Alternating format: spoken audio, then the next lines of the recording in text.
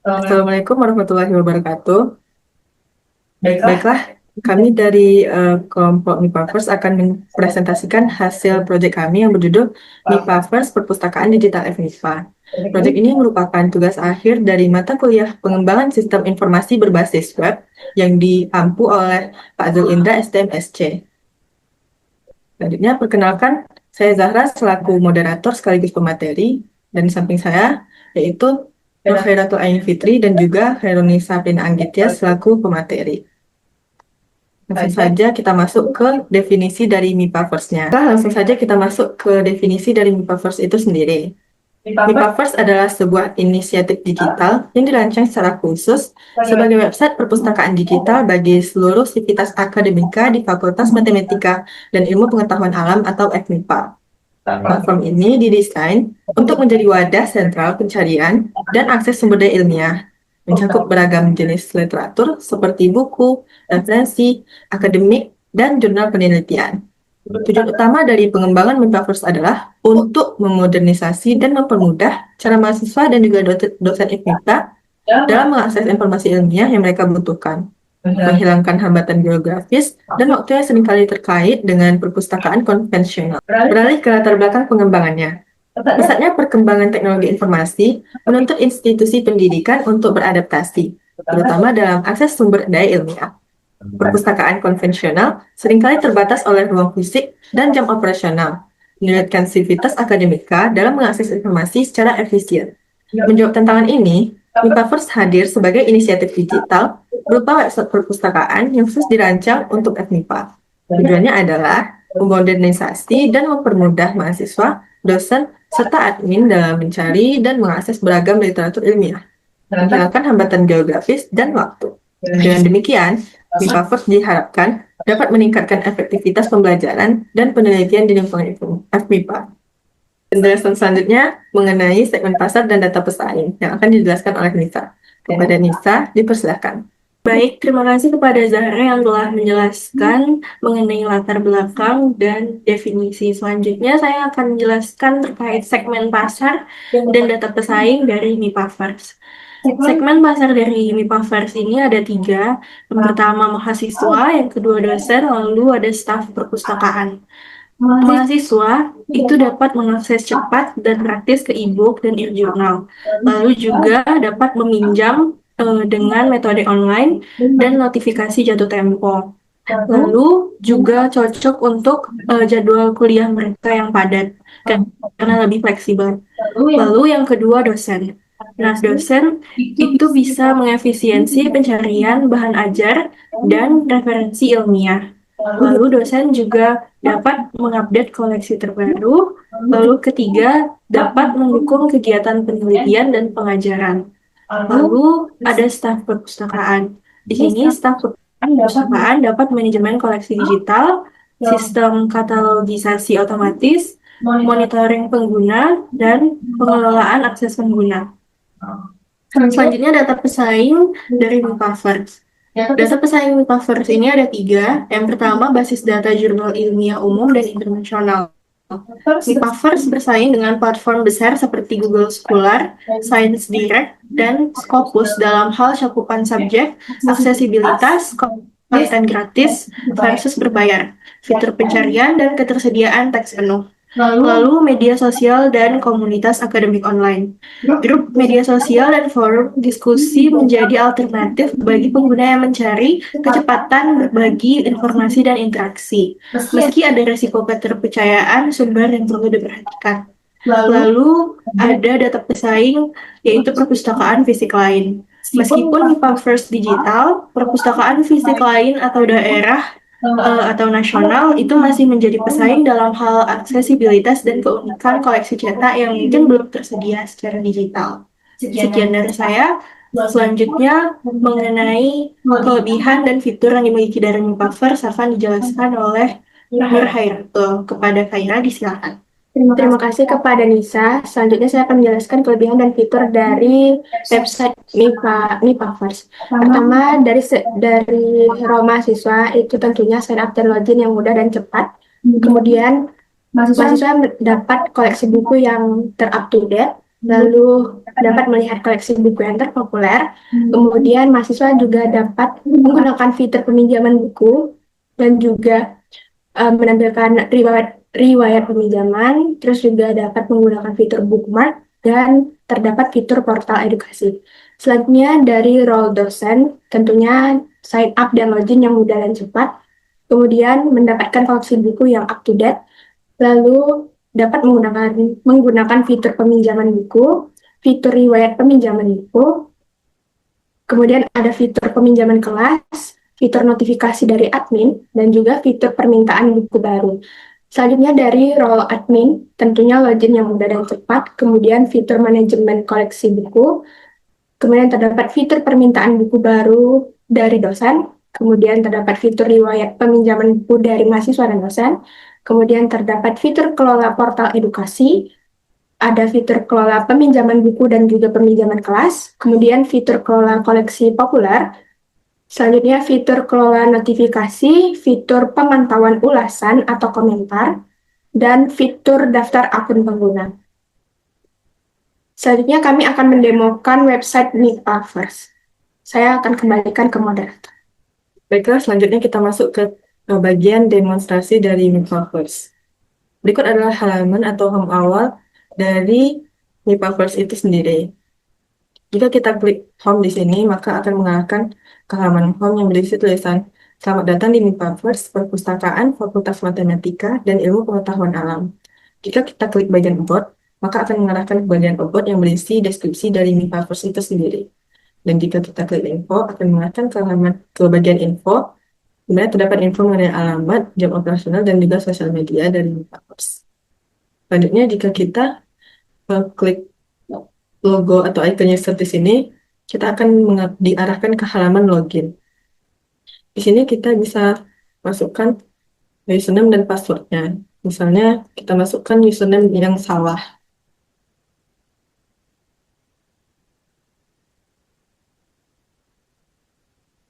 Maka username atau passwordnya salah.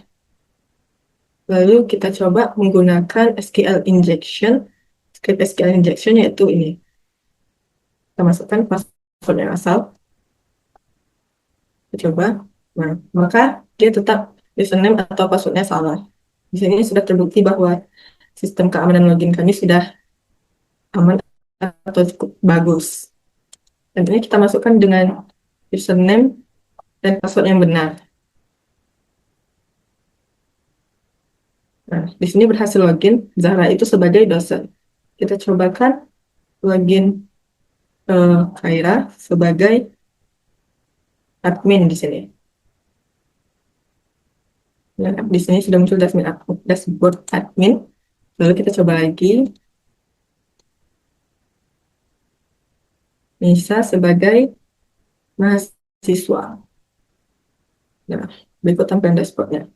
Selanjutnya, jika kita di tampilan halaman login ini juga terdapat fitur sign up, bisa melalui navigasi yang di atas sini atau yang di bawah sini. Kita coba yang dari sini.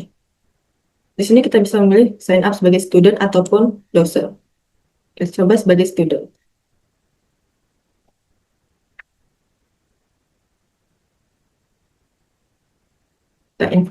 Kita isi informasinya yang dibutuhkan.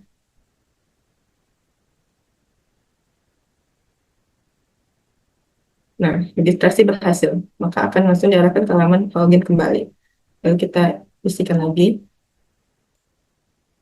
username dan password yang sesuai.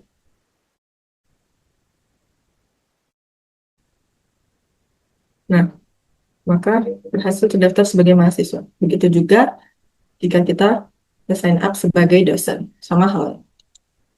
Nah, pada halaman dashboard dosen di sini terdapat peminjaman buku. Di sini terdapat semua buku yang terdapat di dalam MIPA First. Misalnya kita pinjam di sini buku biologi dasar. Di sini tersedia 9, kita pinjam.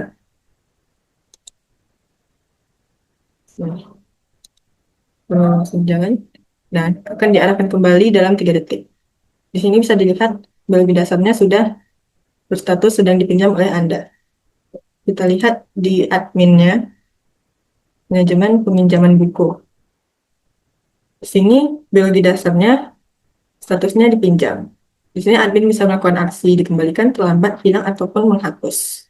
Kita coba di sini dikembalikan. Oke. Maka biologi dasarnya di sini statusnya dikembalikan. Kita buka lagi di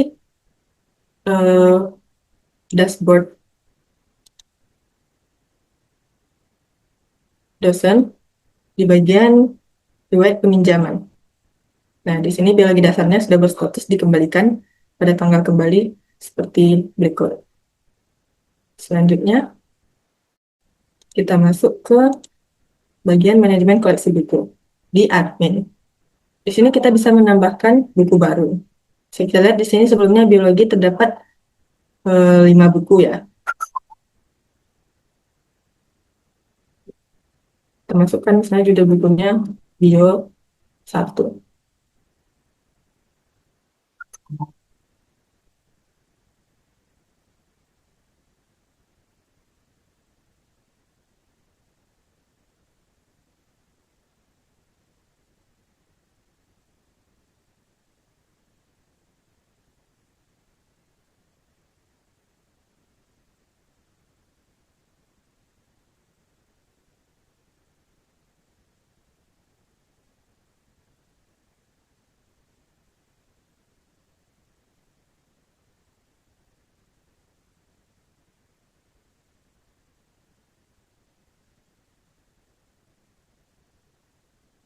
Nah, jika sudah kita isikan semua informasi yang dibutuhkan dari sebuah buku, maka kita klik tambah buku. Nah, buku berhasil ditambahkan. Di sini bisa kita lihat jumlah bukunya sudah bertambah menjadi 6. Pertama kita lihat dulu di bagian dashboard dosennya di koleksi di biologi. Maka di sini sudah terdapat 6 buku tadi. Di sini juga kita bisa menghapus buku dan ngeditnya. Misalnya kita edit bio 2 update buku. Nah, diperbarui. Nah, maka berubah menjadi bio 2. Hapus. Maka berhasil dihapus. Untuk kembali lagi ke sini, maka buku biologinya akan hilang. Misalnya kita ingin menambah komentar di suatu buku, misalnya kita coba di sini, ratingnya sangat bagus, bintang 5. Kita kirim, maka akan muncul komentar kita di sini. Lalu jika kita lihat di dashboard admin, di bagian komentar dan ulasan, komentar kita juga akan muncul di sini. Di sini admin juga bisa memiliki aksi menghapus komentarnya. Penjelasan selanjutnya akan dijelaskan oleh Nisa. Pada Nisa, disilakan. Selanjutnya kita masuk ke dashboard mahasiswa. Di sini bagian mahasiswa tadi sudah dilakukan login dan akan tampil dashboard seperti ini. Untuk peminjaman buku dan riwayat peminjaman buku sudah dijelaskan sebelumnya. Saya akan menjelaskan terkait bookmark dan koleksi populer. Nah, pada bookmark, kita bisa klik lihat bookmark. Di sini belum ada daftar bookmark untuk mahasiswa. Kita akan jelajahi koleksi dan akan beralih ke laman koleksi buku. Nah, kita akan pilih satu, yaitu misal jurnal Ilkom. Kita akan bookmark. Di sini merupakan data buku yang ada di ilmu komputer. Saya akan coba bookmark salah satu buku, yaitu dasar-dasar teknik informatika. Nah, di sini tersedia button untuk bookmark yang berwarna abu-abu ini. Saya akan klik, maka tombol tadi akan berubah menjadi warna kuning. Dan kita akan kembali ke halaman sebelumnya. Kita akan melihat bookmark. Maka dasar-dasar teknik informatika tadi yang sudah di bookmark akan tertambah di daftar bookmark untuk dashboard mahasiswa. Selanjutnya saya akan coba untuk menghapus bookmarknya di button ini. Maka bookmark otomatis terhapus. Selanjutnya ke bagian fitur koleksi populer. Nah, di sini kita bisa melihat koleksi populer yang ada di jurusan. Di sini kami hanya meletakkan satu saja dari masing-masing jurusan untuk koleksi populer. Kita akan coba menautkan dari halaman admin. Nah, pada dashboard admin ini bisa menambahkan koleksi populer. Kita akan mencoba di bagian terpopuler di statistika. Nah, untuk koleksi populer ini, buku yang menjadi populer itu merupakan buku yang memiliki jumlah peminjaman tertinggi. Kita akan coba mengatur untuk statistika, tadinya peminjaman yang banyak itu ada di judul buku statistika penelitian pendidikan. Saya akan mengatur jika ingin pengantar statistika matematis itu menjadi koleksi terpopuler. Tentu saja dengan menambah peminjamannya. Kita akan update peminjamannya lebih dari 45.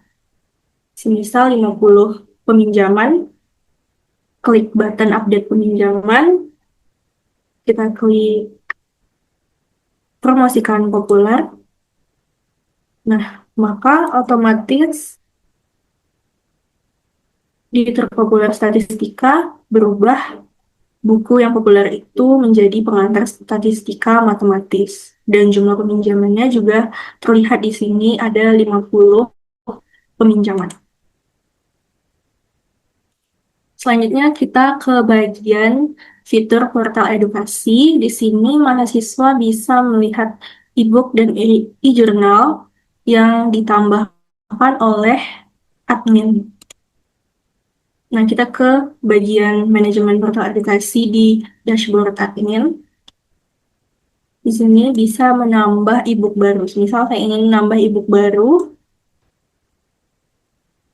klik button tambah, maka data e-book baru tadi akan tertampil di sini dan otomatis akan tampil di portal edukasi student. Dan di sini kami menggunakan Ajax untuk reload halaman otomatis. Jadi nggak perlu reload di sini, akan otomatis bertambah jika memakai fitur Ajax. Nah, itu tadi merupakan penjelasan dari saya mengenai bookmark, koleksi populer, dan portal edukasi. Selanjutnya penjelasan oleh Kaira. Pada Kaira, disilakan. Baik, terima kasih kepada Nisa. Selanjutnya saya akan menjelaskan fitur-fitur dari dashboard dosen. Tadi sudah dijelaskan semua fitur dashboard mahasiswa oleh Zahra dan juga Nisa. Kemudian di dashboard dosen ini ada fitur pengumuman dan notifikasi. Di sini akan memunculkan 3 notifikasi yang berasal dari admin. Pertama, kita coba untuk menambah notifikasi atau pengumuman baru. Contohnya,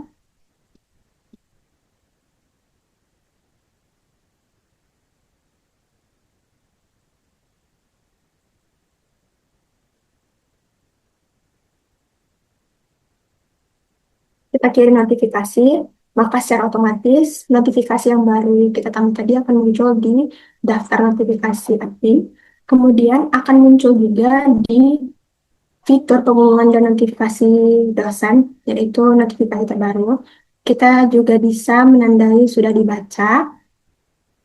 Kemudian di bagian admin tadi kita juga bisa menghapus notifikasi yang baru saja ditambah atau sebelum-sebelumnya sudah ditambah. Kemudian untuk fitur dosen selanjutnya yaitu ada peminjaman kelas. Di sini dosen dapat meminjam kelas jika dibutuhkan, misalnya kelas 309 dengan mata kuliah PSIDW, kita masukkan tanggal peminjamannya, waktu peminjamannya, durasi peminjaman, kemudian email dosen yaitu Zahra, kita ajukan. Nah, di sini kita bisa lihat di bagian admin yaitu peminjaman kelas, ada masuk peminjaman kelas terbaru yang sudah kita masukkan sebelumnya, kita bisa lakukan aksi setujui. Kemudian di bagian dashboard dosen ini ada pengumuman dan notifikasi. Kita bisa lihat notifikasi terbaru bahwa peminjaman kelas yang kita ajukan sebelumnya sudah disetujui oleh admin. Selanjutnya, dosen juga bisa request buku baru yang sebelumnya tidak ada di koleksi buku MIPA First. Kita masukkan contohnya ini.